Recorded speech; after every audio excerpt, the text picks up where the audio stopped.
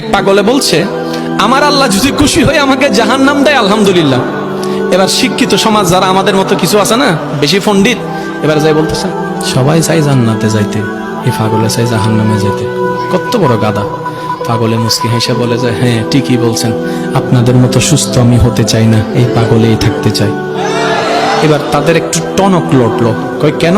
সবাই চাই জান্নাত, তুমি চাচ্ছ জাহান্নাম। বলে যে, ভাইয়ারা আপনারা মনে হয় আমার কথাটা খেয়াল করেন নাই, আমি বলেছি আমার রব যদি খুশি হয়ে, আমার রব যদি খুশি হয়ে আমাকে জাহান্নাম দেয় আমি সেটাও নিতে রাজি। বলে যে এখনো বুঝলাম না।